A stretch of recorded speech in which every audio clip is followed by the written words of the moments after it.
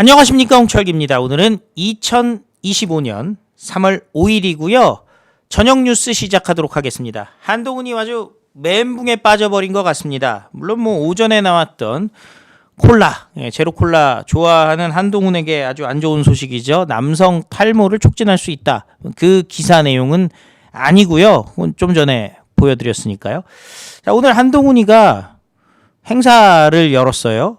그리고서는 북콘서트라고 얘기했어요. 자기가 그 정치인들 출판 기념회로 돈을 버는 거는 막아야 된다. 이렇게 얘기를 했었는데 막상 자기는 이름만 바꾼 거죠. 출판 기념회. 근데 요즘에는 원래 출판 기념회라는 말을 요즘 잘 안 써요, 정치인들이. 원래 내로남불하면 한동훈이 짱 아닙니까? 자, 그런데 계속 무슨 젊은 층, 중도층 얘기하는데 오늘도 몰려든 분들은 역시 연세 많으신 할머니들이었다라는 소식이 들고 있습니다. 자, 거기다가 거짓말까지 지금 딱 걸려가지고 난리도 아니라는데요. 자, 도대체 어떤 소식들이 있는지 여러분들께 쭉 소개해드리도록 하겠습니다. 자, 한동훈 이번엔 선수 교체 아닌 시대 교체, 개헌 반드시 해야 된다. 이게 결국 뭐겠어요? 개헌을 하겠다. 개헌파라는 얘기죠. 그래서 지금 한동훈이 얘기하는 거는 지금 대통령 되는 사람은 3년만 하고, 그리고 그 다음 대통령이 4년 중임제를 한다. 나를 대통령 꼭 시켜주세요. 마음이 급해요. 3년이라도 빨리 하고 싶어요. 인 것인지, 아니면은 오세훈이랑 손잡고 형님 먼저 아우 먼저를 하겠다라는 것인지, 이 부분에 대해서는 시간이 지나면 밝혀지겠죠. 핵심은 시대교체, 87 체제를 이번에 자기가 무너뜨리겠다 이런 말을 하는데 막상 국회의원도 아니면서 무슨 말 같지도 않은 얘기들을 합니까? 그러면서 윤석열 대통령 계엄도 헌법에 있기 때문에 정말 위험한 것이다. 나라면 계엄을 하지 않을 사람이다. 이런 말 같지도 않은 얘기를 했다라는 거죠. 자, 그런데 이렇게 얘기를 했어요. 윤석열 대통령 까버린 거죠. 제가 대통령 됐다고 가정해 보세요. 계엄하겠습니까? 제정신이 아니에요. 사진을 봐도 이 루즈핏 아니면 못 입죠, 얘는. 나는 등치가 커요. 나는 머리가 많아요.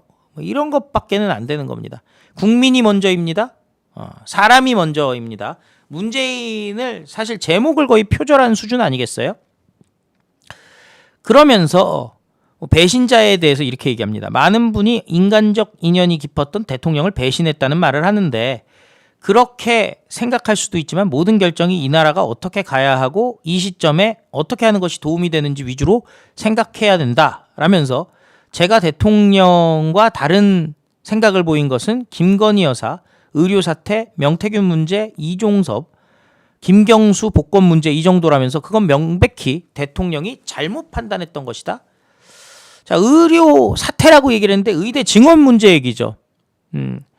자, 고용곤 얘기도 여러분들 아시지만은 의대 증원 안 되면은 의료 인력이 지금 부족해요. 그리고 윤석열 대통령이 의대 증원이 어떻게 보면은 유일하게 윤석열 대통령 정책 중에 90% 지지받고 있었던 거 아닙니까?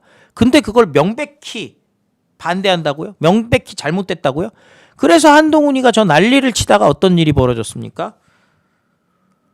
어떻게 보면은 그 좌우 상관없이 모든 국민이 지지하던 정책을 개판을 내놓고 총선을 망쳐버렸죠. 이종섭만 있었냐? 황상무도 있었지. 그다음에 김경수 복권 문제.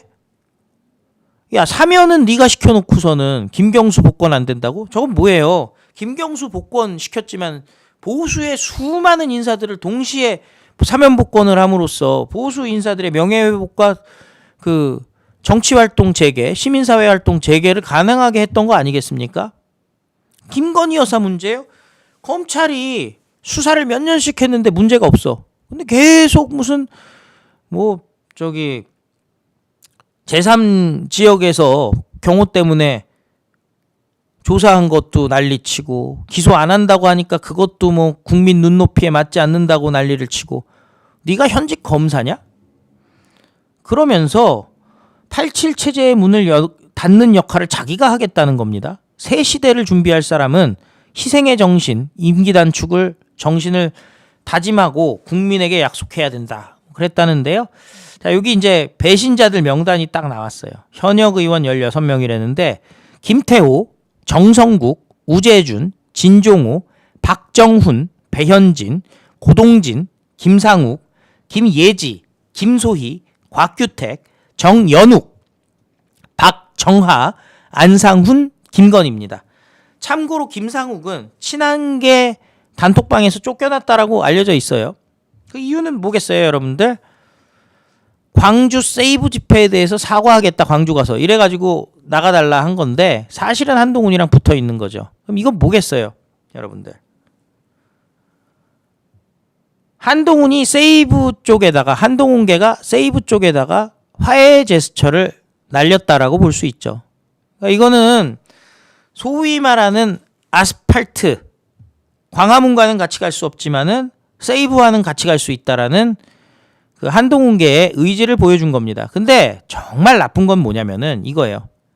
국민은 계몽 대상이 아니다. 계몽령이 아니다. 국힘은 계엄 저지 정당이다. 무슨 얘기겠어요? 탄핵의 앞장선 거를 자랑스럽게 여긴다는 거죠. 계엄을 내란이라고 정의했던 거 자랑스럽게 여긴다. 국민은 계몽 대상이 아니라고요? 자, 계몽령 윤석열 대통령이 옛날 무슨 그 계몽 시대처럼, 예, 그 근대 유럽처럼 사람들 하나하나 가리킨 게 아니죠. 임팩트를 줘서 스스로 깨우치게 했잖아요. 이거는 한동훈이 계몽이라는 뜻을 제대로 이해를 못한 거죠. 누가 누구를 가르친 게 아니라 윤석열 대통령의 계엄령을 통해서, 탄핵 과정을 통해서 국민들이 스스로 깨친 거란 말이에요. 국민은 계몽 대상이 아니에요. 스스로 계몽된 겁니다. 말장난한 겁니다. 자, 그런데 또 이런 얘기도 했어요. 진짜 친중이 나보고 친중이라고, 나는 친중이 아니야! 그러면서 무슨 자기는 친중 관련해 가지고 그 반중 정책을 썼다. 간첩법 내가 제일 주장했다. 외국인 지방 투표권에 대해서 상호주의를 강조했다. 진짜 친중하는 정치인들이 나보고 친중이라고 한다. 이렇게 되면은 가짜 뉴스를 믿고 있기 때문에, 이렇게 되면 정치가 혼탁해지고 민주주의도 제대로 돌아가지 않는다. 궁금하면 내게 물어봐라. 내가 답하겠다. 한동훈 장인 진영구, 과거 중국 정부와 밀접했던 정황 포착, 중국 홍보 잡지 차이나 라이프, 창간 때부터 중국 대사와 인터뷰, 중국 정부의 사업 허가를 받은 회사와 협력사 관계. 차이나 라이프, 진영구, 중국 공산당 기관지 인민일보와 제휴를 맺었죠. 그 다음에 한동훈의 그 뭐예요? 한동훈의 오른팔 비서실장 김영동, 장인이 중국 공산당 당원이고 뭐 고위 관계자였다라는 얘기들이 돌았고요. 선관위원장이었던, 공천관리위원장이었던 자는 중국 정법대, 정영환 교수라고 하죠. 중국 정법대 무슨 명예교수였다라는 것이 드러났고, 이상하게 한동훈 주변에는 친중이 많다. 그런데 나는 친중이 아니다.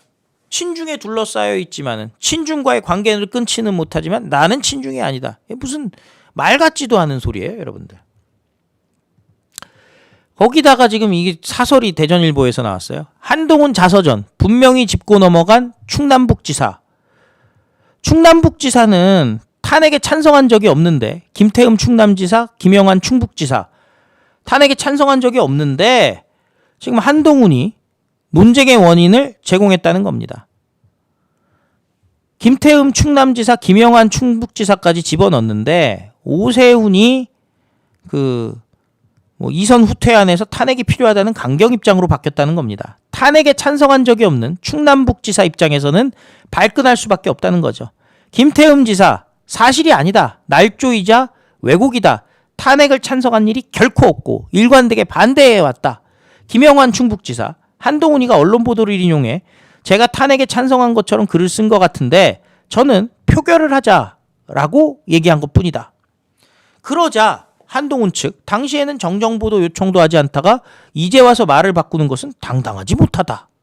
이에 김태흠 지사가 다시 반박했습니다.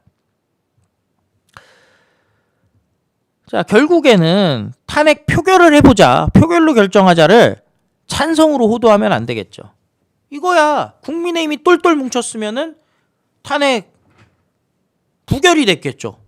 근데 한빠들이 탄핵 찬성으로 가면서, 한동훈과 한빠들이 탄핵 찬성으로 가면서 탄핵된 거 아니겠습니까? 이거는 진짜 인간이 아니라 할 수밖에 없는데요. 오늘 그 젊다는 한동훈, 아유 젊어요. 미래 무슨 뭐 미래를 갖다가 열어젖힐 거예요. 미래로 가는 사진이 나왔어요. 지지자들 다 할머니들 아니야? 제가 요즘 광화문 가면 웬만하면 누님들 그러잖아요. 이분들은 제가 죄송한 말씀이지만 누님이라고 부르기가 좀 힘든 것 같은데 그냥 할머님, 어머님도 좀 그렇고 그냥 할머님. 이게 한동훈의 현실 아니겠습니까? 옷은 이렇게 루즈핏 입고 다니면서 나 등발 좋아요? 제 핏이 꽤 괜찮지 않습니까? 뭐 이런 거 아니겠어요?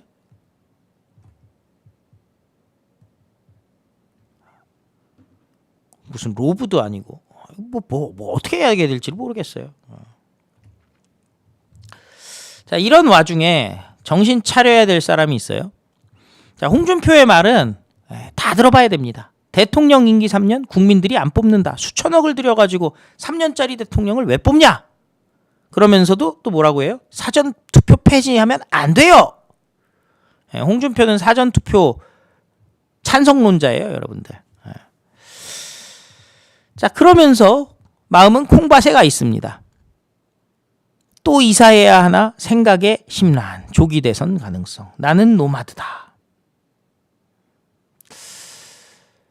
참 결국에는요. 우리가 이렇게 봐야 돼요.